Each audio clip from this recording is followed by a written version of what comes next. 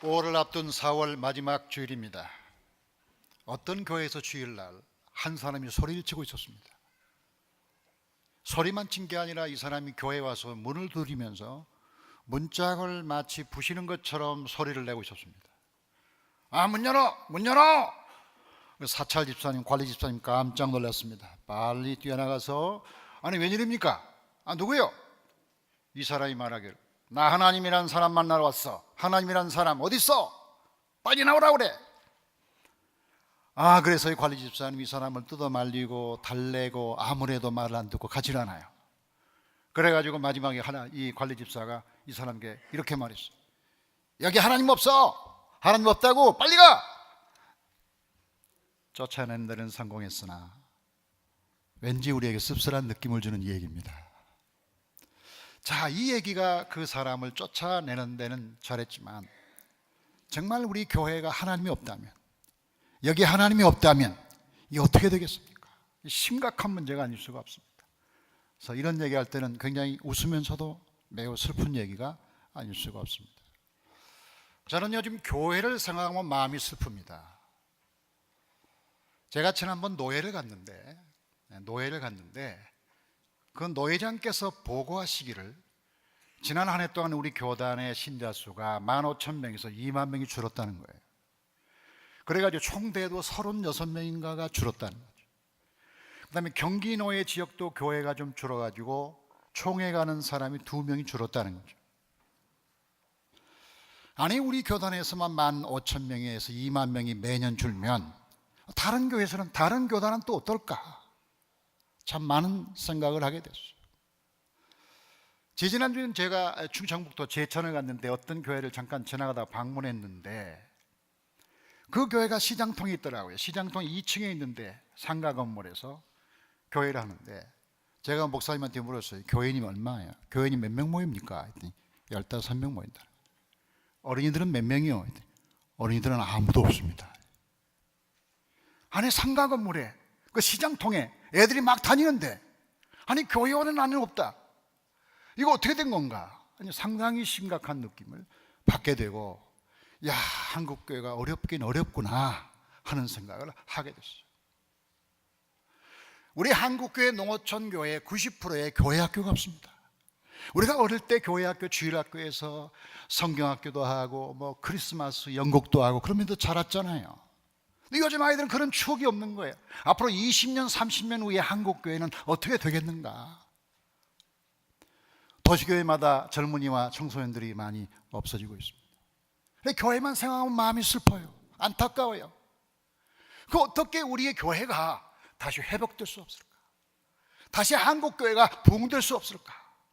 그런 희망을 갖고 있는데 오늘 말씀은 바로 사도 바울이 이 교회에 대한 절절한 사랑과 주님을 향한 그런 애틋한 사랑을 고백하고 있어요.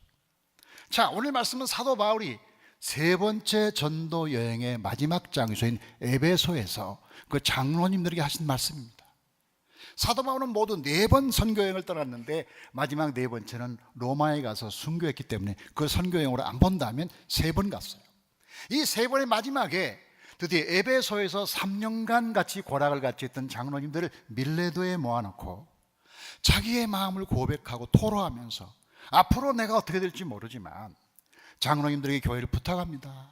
그러면서 마지막으로 고별사를 했는데 이 고별사를 한 다음에 과연 사도 바울은 예루살렘에 끌려가서 감옥에 들어가서 2년간 고생하다가 마지막에 배 타고 로마에 가서 순교했는데 바로 이 순교, 이 로마에 가면 바울교회가 있고 바울교회 안에 이런 조각이 있는데 여기에 사도 바울이 군병이 머리를 쳐서 참소하는 장면을 이렇게 조각으로 만들어 놨습니다. 참혹한 얘기입니다. 다시 말하면 사도 바울이 마지막 이렇게 죽기 직전에 마지막 했던 고별사, 이게 바로 사도행전 20장이기 때문에 이 사도행전 20장은 정말 우리 가슴을 울리는 바울의 교회에 대한 사랑을 보여주고 있다. 그 중에 한 구절 보겠습니다. 그 중에 한 구절 22절 보니까 보라 이제 나는 성령에 매여 예루살렘으로 가는데 거기서 무슨 일을 당하는지 알지 못한다. 오직 성령이 각 성에서 내게 증언하여 결박과 환난이 나를 기다린다 하시나 내가 달려갈 길과 주 예수께 받은 사명 곧 하나님의 은혜의 복음을 증언하는 일을 마치려 하면은 나의 생명조차 조금도 귀한 것으로 여기지 아니하노라. 여러분, 정말 절박한 심정으로 이 사도 바울이 교회에 대해서 말하고 있는데, 우리 사도 바울이 말한 걸 통하여 우리가 교회가 무엇인가, 교회는 누가 섬길 것인가, 교회를 우리가 어떻게 살려야 되는가 하는 모든 교회에 관한 주제, 이 말씀을 통하여 우리가 하나님의 교회를 사랑하는 축복이 있기를 주의 이름으로 축원합니다. 이 첫 번째 이 말씀은 이렇게 말하고 있는데, 누가 교회를 언제 세웠는가 하는 겁니다.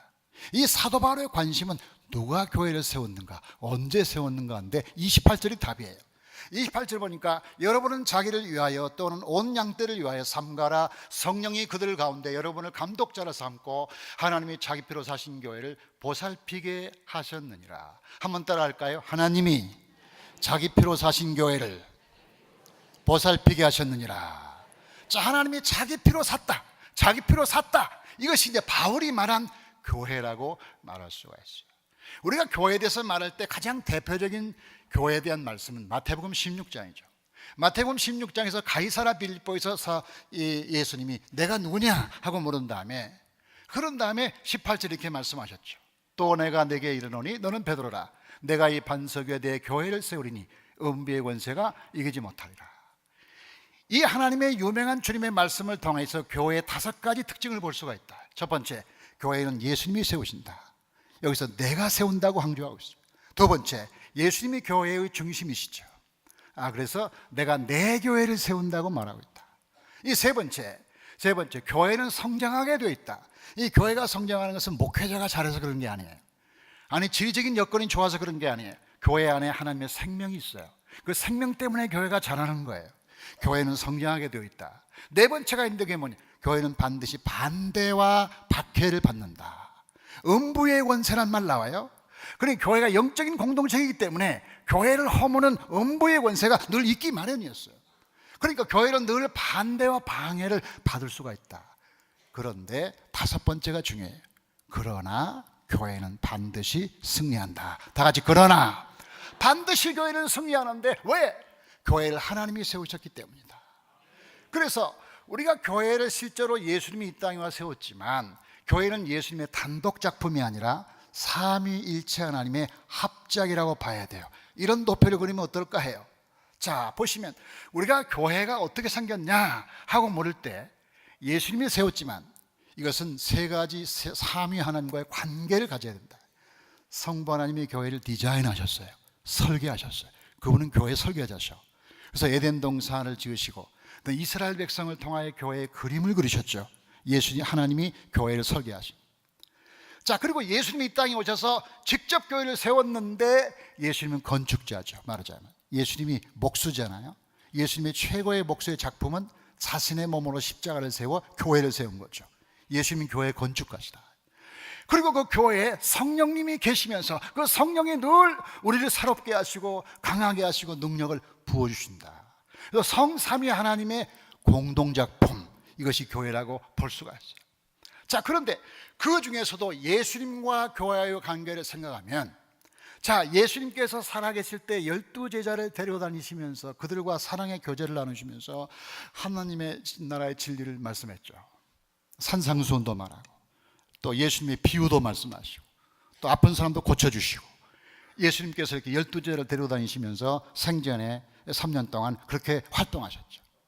그러니까 예수님이 살아계실 때의 삶은 교회를 위한 준비다, 이렇게 말할 수가 있어요. 그러나 예수님이 살아있을 때 교회를 세운 것은 아니다, 이렇게 말할 수 있어요. 왜 그러냐? 다시 우리가 28절 돌아가면, 하나님이 자기의 피로 사셨다.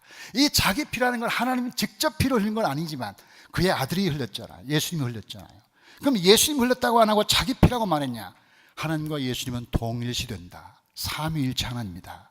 그렇기 때문에 하나님이 자기의 피로 교회를 샀다.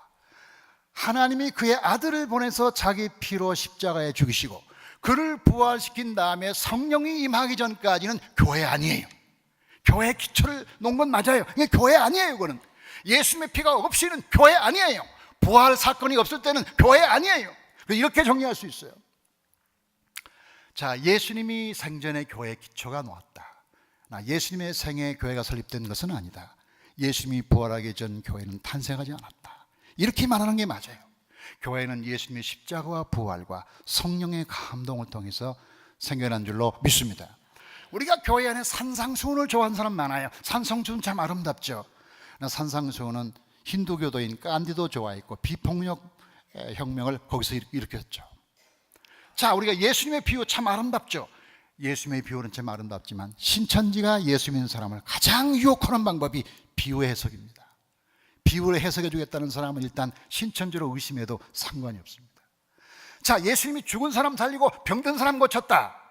제가 유대인 랍비 문학을 많이 공부했는데 유대인이 쓴 랍비의 책들을 보면 그 예수님 전후에도 많은 병자 고쳤고 랍비들도 많은 죽은 사람까지 살린 얘기가 나옵니다. 물론 그건 하나님의 기적이죠. 그것이 교회의 표적은 아니다.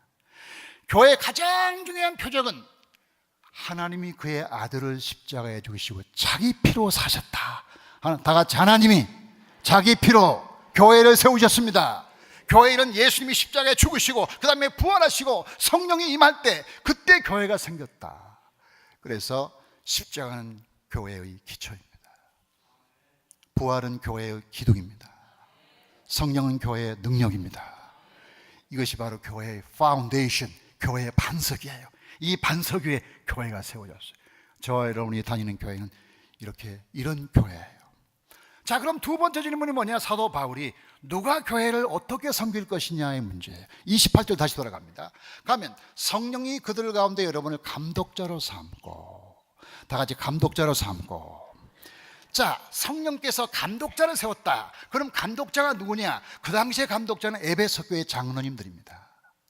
에베소 교회 장로들을 교회 감독자로 세웠다는 거예요. 그리고 중요한 건 뭐냐면 성령이라고 말하고 있다. 성령이, 다 같이 성령이 교회의 감독자를 세웠다. 이렇게 말할 수가 있습니다.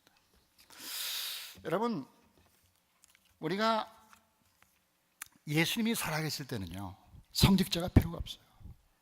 예수님이 살아계신데 무슨 성직자가 필요하겠어요? 그렇잖아요. 예수님이 말씀하시고 예수님이 고치시고 예수님이 다 통치하시는데 무슨 사도가 필요하며 무슨 제자가 필요하겠어요? 무슨 성직자가 필요하겠어요? 예수님 시대에는 목사가 필요 없어요. 근데 예수님 십자가 죽으시고 부활하시고 승천하고 나니까, 그리고 초대교회가 생기다 보니까 이 교회를 섬기는 사람이 필요해. 이 교회를 섬기는 사람이 필요해서 그때 섬기는 사람이 사도들이죠. 베드로와 요한 같은 사람. 이게 1세기죠. 근데 베드로와 요한이 죽지 않습니까? 주후 한 100년경에 요한이 죽잖아요. 사도들이 죽은 다음에 속사도 시대라는 게 생깁니다. 속사도, 이그나티우스라든지 뭐 터툴리안이라든지 그런 아주 교회사의 훌륭한 그 사도들, 바로 그 다음 세대가 교회를 이어받아서 그것을 속사도 시대라고. 이게 2세기입니다. 그다음에 3세기로 가면 교부들이 나옵니다. 처치 파더. 교부들이 나와서 교회를 다스리는데 그 마지막 교부가 어거스틴입니다. 4세기. 그리고 어거스틴 이후에 가톨릭 교회가 생겨나서 주교들이 교회를 다스리게 됩니다. 이게 1000년 같습니다. 이것이 한 1500년, 주 1500년까지 계속해서 가톨릭 교회의 주교를 중심으로, 성직자 중심으로 교회를 다스리다가 16세기에 들어서 획기적인 교회 리더십의 변화가 생겼다. 개신교회가 생긴 겁니다. 이 개신교회의 가장 중요한 것은 만인 제사장주의라는 거예요. 모든 사람이 다 제사장이라는 거죠. 성직자만 성직이 아니라는 거죠. 그래가지고 이 사실을 구체적으로 교회에 적용한 사람이 존 칼빈이라는, 1542년에 기독교 강요라는 책에서 이 사람이 당회라는 걸 만들어냈다. 그게 뭐냐? 성직자와 평신도인 사람들을 장로로 세워서 12명, 24명을 컨시스토리라고 불리우는 그런 이름으로 그 교회를 섬기는 지도자들을 만들었다. 컨시스토리라고 불렀고, 이것을 우리가 당회라고 번역할 수 있어요. 그러면 그 24명을 보면 12명은 성직자, 12명은 장로들이에요. 그 24명이 매주 목요일마다 교회에서 모여서 기도하면서 이 제네바에 있는 모든 사람들의 영적인 문제, 법률적인 문제, 도덕적인 문제, 이런 모든 문제를 취급하면서 그들을 도왔어요. 그들을 보살폈어요. 이게 바로 오늘날의 당회의 시작이었다는 거예요. 자, 그래서 우리가 이 개신교에 속한다는 게, 그리고 특별히 장로교 교인이라는 것을 굉장히 자부심을 가지도 괜찮아요. 왜냐하면 그 많은 좋은 기여를 했지만 우리가 리더십의 변화에서 평신도를 교회 지도자로 불러낸 것은, 이것은 개혁교회가 처음이에요. 그래서 지금까지는 그 성직자만, 주교들만 교회를 다스렸는데 이제는 평신도들이 교회 리더십에 참여하여 함께 교회를 섬기는 만인 제사장주의를 실천하게 되는 이 사건이야말로 굉장히 역사적으로 중요하고, 이것이 대의민주주의가 이제 영국으로 가면 의회민주주의가 돼요. 이게 청교도와 함께 미국으로 가면 미국 민주주의가 탄생하는 거예요. 그러니까 역사적으로 굉장히 중요한 사건을 이 개신교가 만들어낸 거란 말이에요. 장로교회가 만들어낸 거예요. 자, 그러면 예수님 시대에는 목사가 필요 없죠. 지금 예수님이 직접 다스립니까? 없잖아요. 예수님이 안 계시잖아요. 누군가가 교회를 섬겨야 하잖아요. 초대교회는 사도들, 그 다음에 속사도, 교부, 그 다음에 주교들. 종교개혁 시대에는 당회, 누구나 부르든지, 그게 누구든 상관없이 하나님이 그들을 통하여 하나님의 교회를 섬길 사람이 필요하잖아요. 그럼 그 섬기는 사람이 존재의 문제가 아니라 기능의 문제잖아요. 이게 필요 없다고 말해서는 안 되잖아요. 그 사람이 좋은 기능을 갖도록 교인들은 따라주고 순종하고 기도해주고 협력해줘야 하나님 교회가 움직이잖아요. 이게 필요 없다면 어떡해? 필요 없다면 교회에 어떻게 누가 이끌어가요? 아니, 그 이름이 설령 목사가 아니더라도 누군가 어떤 시대에도 어떤 이름으로도 교회를 섬기는 사람이 필요하지 않느냐. 그걸 오늘 28절에 뭐라고 말하고 있어요? 성령이 감독자를 세웠다. 다 같이 성령이. 왜 성령이 세웠겠느냐? 성령이 교회의 유익을 위하여, 교회의 유익을 위하여 하나님의 사람들을 세웠다는 거죠. 세웠다는 거죠. 저는 아주 모태신으로 태어나서 젊을 때, 한참 젊을 때 교회에 대해서 매우 비판적이었어요. 굉장히 비판적이에요. 그러니까 제가 실제로 한 7년간 교회를 안 나간 것 같아요. 그래서 왜 교회를 안 나갔는가 하고 지금 생각해 보니까 여러 가지 많은 생각을 하는데, 그 뒤에 하나님이 은혜를 주셔서 제가 4가지를 깨달았어요. 첫째로, 교회를 보는 순서가 잘못됐어요. 교회를 보는 순서. 자, 교회를 딱 오면 사람이 먼저 보이잖아요. 목사가 보이고 장로님들 보이고 딱 눈에 띄는 사람이 있는 거예요. 그럼 우리가 딱 생각할 때 저 사람들이 교회인가 보다 하고 눈에 띄는 그것이 보이는 거죠. 그러나 교회는 조금 다르죠. 신적 기관이잖아요. 교회는 하나님을 섬기려고 모이는 집단인 줄로 믿습니다. 교회에 오면 사람들이 보이죠, 당연히. 어떤 집사님이 새벽기도를 나와서 아이 잘했다고 고맙다고 새벽기도 계속 나오라니까 그 다음 주부터 안 나와. 그래서 왜 안 나옵니까? 그랬더니 그분이 그러는 거예요. 목사님, 새벽에 갔더니 장로님들 아무도 없대요. 아니, 장로님들 안 나가는 거고 자기 새벽기도랑 무슨 관련이야? 이 사람은 새벽기도 나온 게 아니라 장로님 누가 왔나 확인하려고 온 거야. 잘한 태도는 아니지만 우리가 보통 하는 태도 아닙니까? 이 사람들이 보이는 거예요. 사람들이 보여. 여러분이 드라마를 하는 연극장에 가면 배우들이 와서 막 배우들이 연기를 하잖아요. 근데 배우들이 눈에 보이지만 사실 배우들보다 더 중요한 건 배우들 뒤에 있는 연출자가 아닙니까? 감독이죠. 그 감독의 연출자가 하라는 대로 배우들은 하는 거지, 배우들은 무슨 힘이 있어 자기들이 마음대로 하겠어요? 그렇잖아요. 그러니까 교회에 오면 사람들이 보이지만 그 사람이 교회가 아니기 때문에 교회에 오면 사람 보지 말고 하나님 보시기를 주의 이름으로 축원합니다. 하나님 봐야 돼. 하나님을. 그 다음에 두 번째가 뭔가? 교회가 예수님인 걸 제가 알았어요. 우리가 사도행전 보면 사도행전 9장에서 사도 바울이 다메섹으로 가다가 예수님 만나요. 예수님이 그를 불렀어요. 사울아, 사울아, 내가 어찌하여 나를 핍박하느냐, 박해하느냐 하고 예수님이 안타깝게 사울을 향해서 말했어요. 근데요, 여러분, 사도행전 어디를 봐도 사도 바울이 예수님을 핍박했다는 기록은 없어요. 이것만 나와요. 갈라디아. 내가 이전에 유대교에 있을 때 하나님의 교회를 심히 박해하고 멸하고, 이 사도 바울은 하나님의 교회를 박해했을 뿐인데 예수님은 말씀하기를 왜 나를 핍박하느냐고 말하고 있어요. 무슨 얘기예요? 교회가 예수님이에요. 교회를 핍박하면 예수님 핍박하는 것이에요. 교회를 함부로 대하면 예수님 함부로 대하는 거예요. 교회를 무시하면 예수님 무시하는 거예요. 교회 따로 있고 예수님 따로 있는 게 아니에요. 교회는 그리스도의 몸이잖아요. 그렇기 때문에 교회를 예수님처럼 봐야 돼요. 그 다음에 세 번째 제가 발견한 건 뭐냐면 내가 곧 교회라는 거예요. 저는 젊을 때 어떤 생각이냐면 교회를 바라볼 때 전부 나를 빼고 교회야. 나를 제외하고. 오늘날의 교회가 문제가 많아. 나를 제외하고. 나는 그 속에 안 들어가요. 오늘날의 교회가 뭐 목사가 장로가 문제가 많아. 나는 목사도 아니고 장로 아니잖아. 나는 아니야 하면서 자기는 슬그머니 빠지는 거예요. 그래서 성경 봅시다. 고린도전서 12장 27절을 보면 너희는 그리스도의 몸이요 지체의 각 부분이라. 자, 몸에는 여러 지체가 있잖아요. 손도 있고 발도 있고 많은 부분이 있잖아요. 내가 교회 손이라고 그럽시다. 그럼 나는 교회가 아닙니까? 내가 교회잖아요. 손이 없는 사람이 없잖아요. 그렇잖아요. 그러니까 우리가 교회를 생각할 때 교회가 바로 나구나 이런 인식을 하면 교회가 문제가 있구나. 내가 문제가 있고, 교회가 상처를 받으면 내가 상처를 받는 거고, 교회가 잘못했으면 내가 잘못한 것이지, 나는 잘못이 없는데 네가 잘못했다. 너는 교회 아니야? 너는 교회 아니냐 이 말이야. 그러면 교회 아니면 왜 교회에 있어? 그렇잖아요. 본인의 교회 몸이잖아요. 이 성경을 믿는다면 교회 지체잖아요. 우리 모두 교회를 이루었잖아요. 우리 모두 합쳐서 교회잖아요. 그럼 나는 아닌 거예요.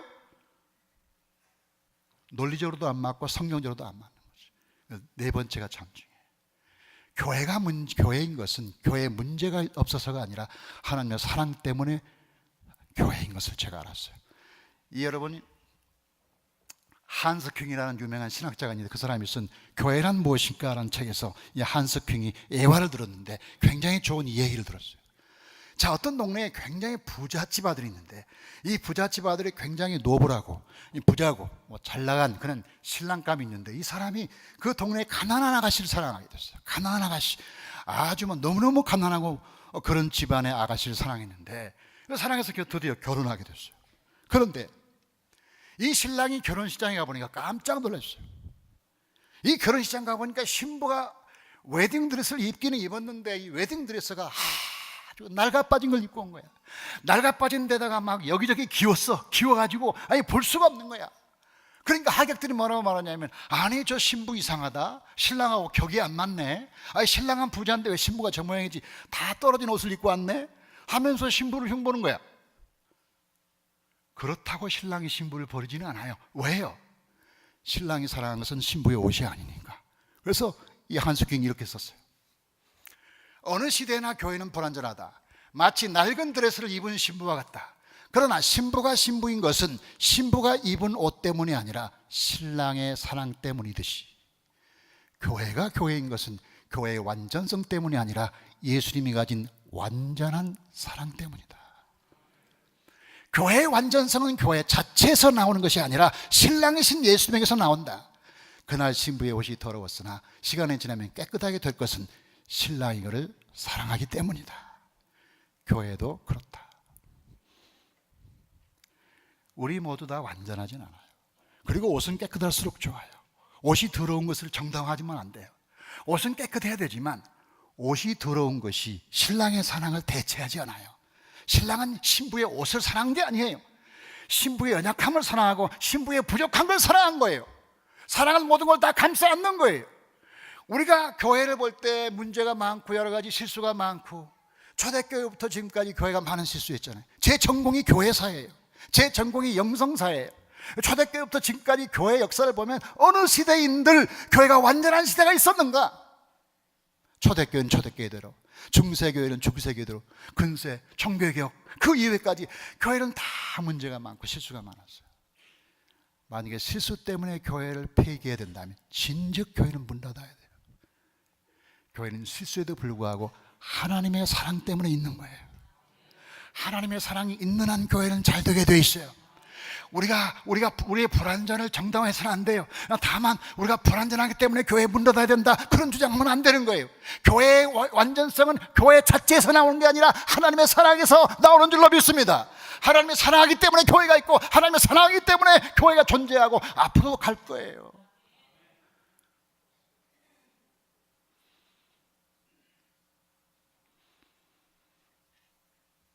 그리고 아주 중요한 게 교회를 살리는 거예요. 세 번째, 이 사도 바울의 20장에서의 가장 중요한 말은 교회를 살린다는 거예요. 32절 볼까요? 32절이 중요합니다. 자, 크게 한번 읽어봐요. 시작. 지금 내가 여러분을 주와 및 그 은혜의 말씀에 부탁하노니 그 말씀이 여러분을 능히 든든히 세우사 거룩하게 하심을 입은 모든 자 가운데 기업 있게 하시리라. 자, 이 말씀의 중요한 부분 한번 따라 봅시다. 여러분을, 다 같이 여러분을 주와 그 은혜의 말씀에, 주와 그 은혜의 말씀에 부탁하노니. 자, 지금 사도 바울이 이제 순교하러 가면서 마지막에 에베소 장로님들을 만난 거예요. 에베소 장로님들에게 교회를 부탁하면서 당신들이 목회하고 교회를 하는데 많이 어려울 거예요. 그러니 당신들이 붙잡을 것은 다른 게 아니라 주님을 붙잡으시고 그 다음에 주님의 말씀을, 은혜의 말씀을 늘 붙잡아야 됩니다. 그것이 생명입니다. 그 생명을 붙잡아야 교회가 살고 여러분도 삽니다. 이렇게 당부한 거죠.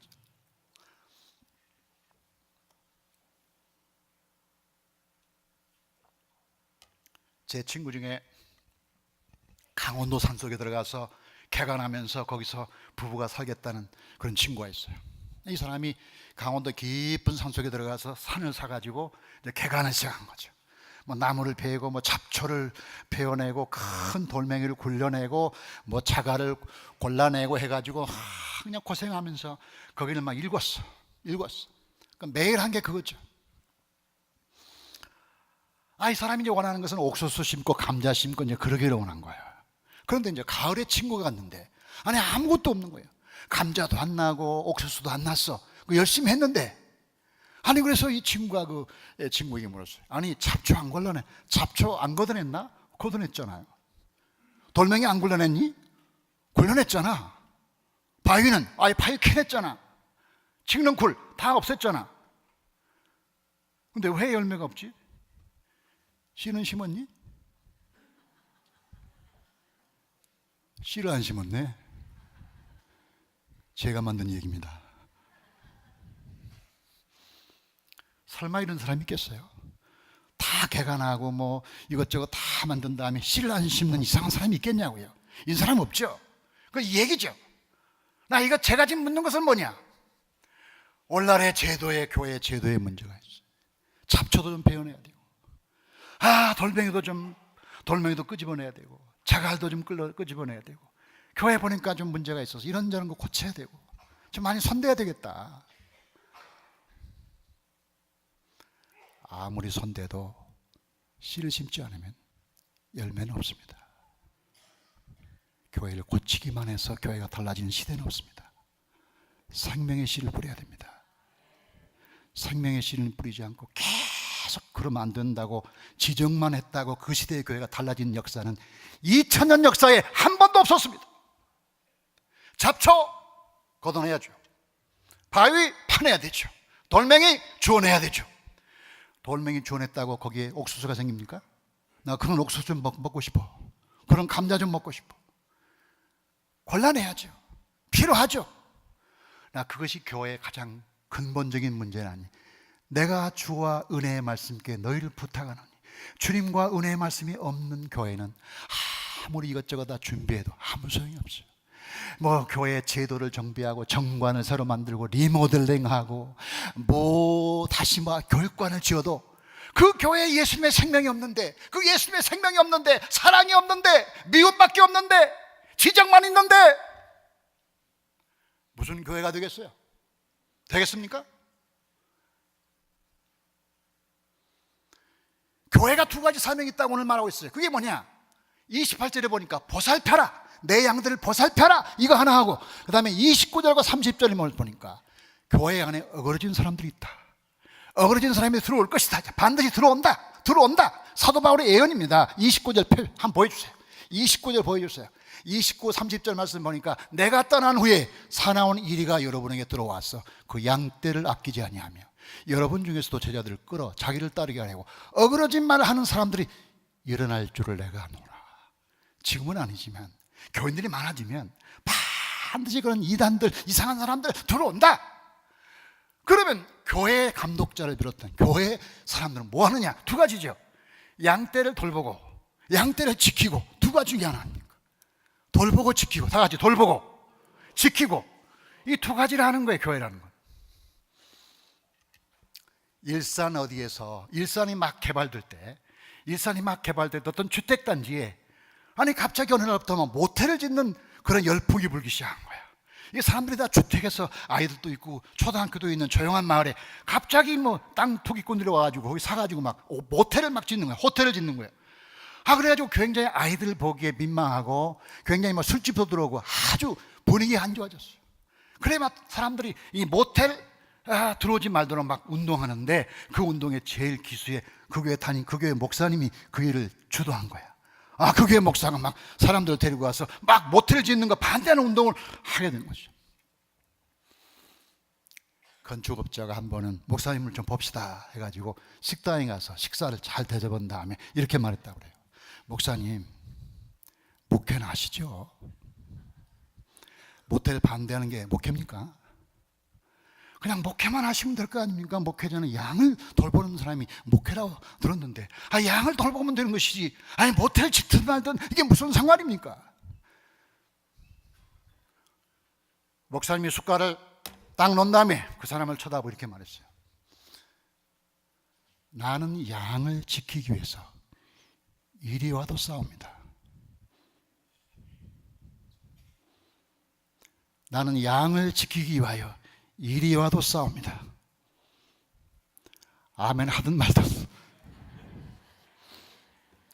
여러분, 보통 목회 그러면 양들 신방 가고 가르쳐주고 설교해주고 이게 일반적인 목회라고 생각하지만, 그 양들이 사는 현장에 모텔들이 들어와서 술집들이 들어와가지고 완전히 그 지역이 초토화됐는데, 목회자가 나는 목회하는 사람이니까 나는 내가 할 일이 아니야 그러고 있는 것이 목회냐? 그 목회자 생각은 다르다. 저는 그렇게 못하겠어요. 개인적으로 저는 그렇게는 못해요. 그러나 그분은 했다는 거예요. 그분이 말이 뭐냐?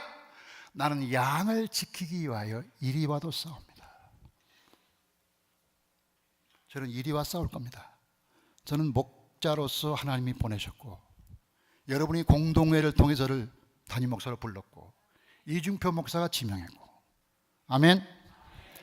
저는 한식교회 목회자로서 양을 돌보는 책임과 함께 양을 지키기 위하여 이리 때와 싸우겠습니다. 아멘.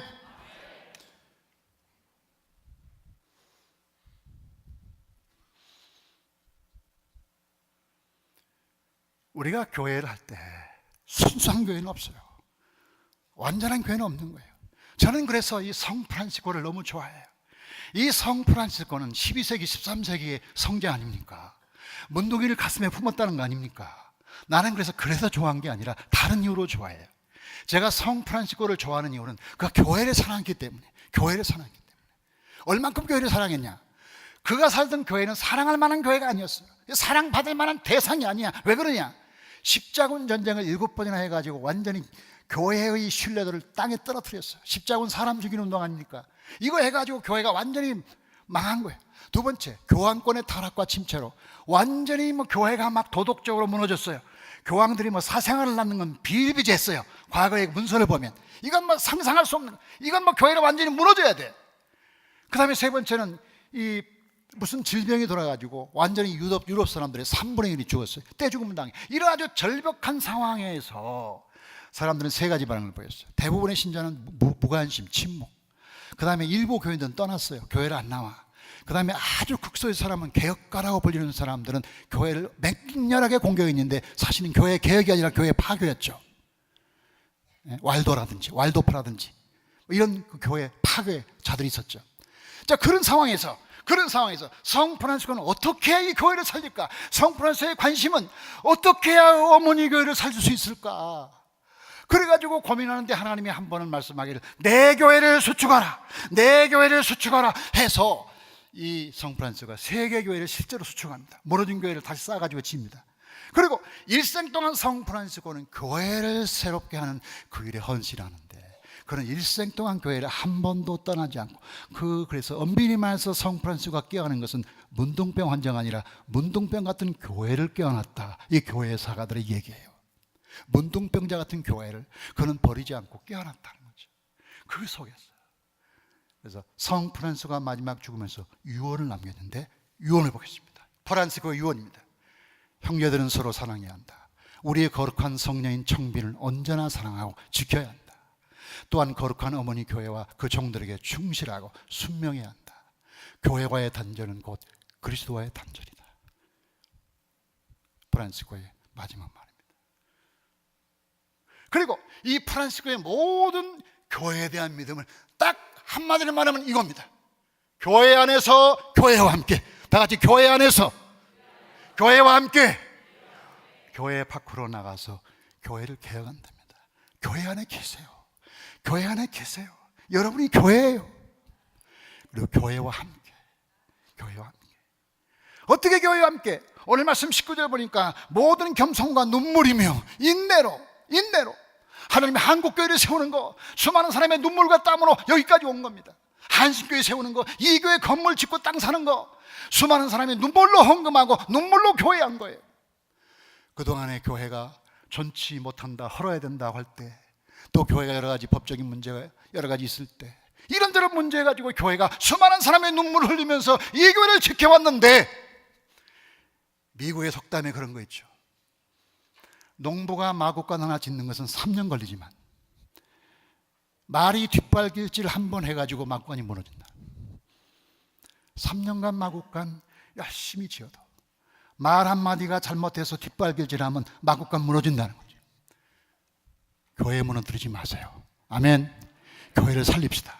하나님의 교회, 내 교회가 하나님의 교회입니다. 이 하나님의 교회를 살리고 그 교회에서 기도하고 헌신하고 눈물로 그 교회를 지켜가는 것이 오늘날 하나님이 저와 여러분이 주신 사명인 줄로 믿습니다.